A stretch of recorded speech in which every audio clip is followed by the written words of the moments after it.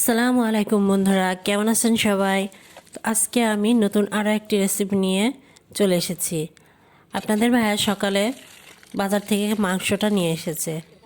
মাংসের ভিতরে হাড় চর্বি সব কিছু মিলিয়ে আজকের মাংসটা খুবই সুন্দর।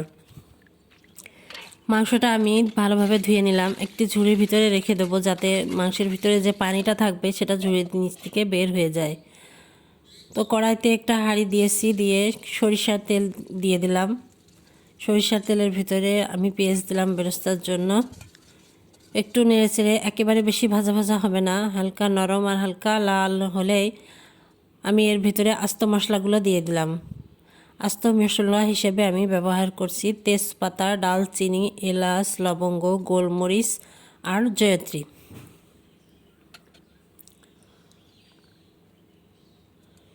এবার মশলাটা একটু নেড়ে আমি এর ভেতরে বাটা মশলাগুলা দিয়ে দিব। বাটা মশলা হিসেবে এখানে দিচ্ছি রসুন, পেঁয়াজ, আদা, জিরা, ডালচিনি, এলাচ। আমি শিলপাটায় বেটে নিয়েছি। আমি রান্না সবসময় শিলপাটার বেটেই করি। ব্লেন্ডারে মশলা তরকারি আমার কাছে ভালো লাগে না একেবারেই, তাই একটু কষ্ট হলেও শিলপাটাই করি। এবার দিয়ে দিলাম শুকনা মরিচের গুঁড়া, লবণ, হলুদ দিয়ে মশলাটাকে ভালোভাবে কষিয়ে নিতে হবে। মশলাটা কষানো হলে আমি মাংসটা দিয়ে দিলাম।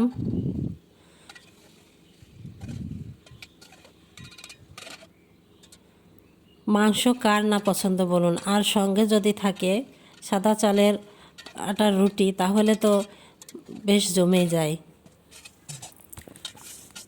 আজকে ছুটির দিন, বাড়িতে সবাই আছে, আপনাদের ভাইয়ারও ছুটি। তো সেই উপলক্ষে আজকে একটা ছোট্টখাট্ট পার্টির আয়োজন, কিছু মেহমানও আসছে। মাংসটা আমার প্রায় রেডি হয়ে গেছে। এবার আমি একটা মশলা রেডি করে রেখেছিলাম, মশলাটা উপরে ছড়িয়ে দিলাম। এবার রুটি তৈরি করতে আমি চলে আসছি। প্রথমে আমি আটাটা সিদ্ধ করে নিয়েছি, ভালো করে মথে নিতে হবে সিদ্ধ করে, তা না হলে রুটি ফুলবে না।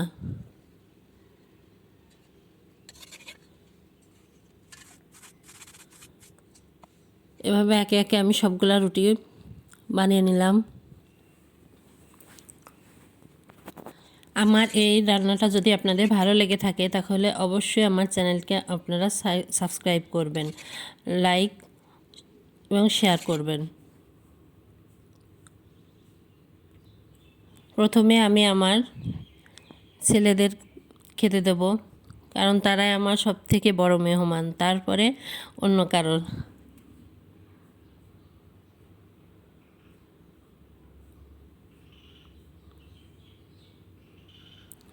ওদেরও যথেষ্ট ক্ষুধা পেয়েছে, সেই সকালে খাবার খেয়েছে আর এই দুপুর 2টা হয়ে যাচ্ছে, এর ভেতরে আর খায়নি।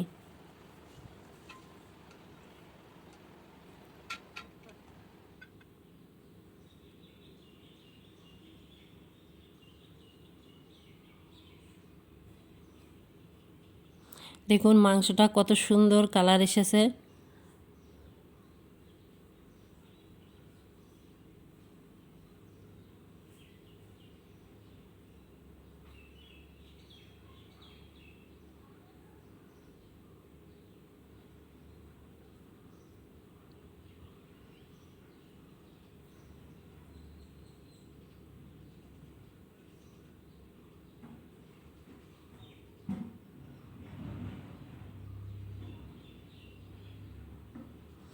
আজকের মতো এখানে রাখছি। আল্লাহ হাফেজ।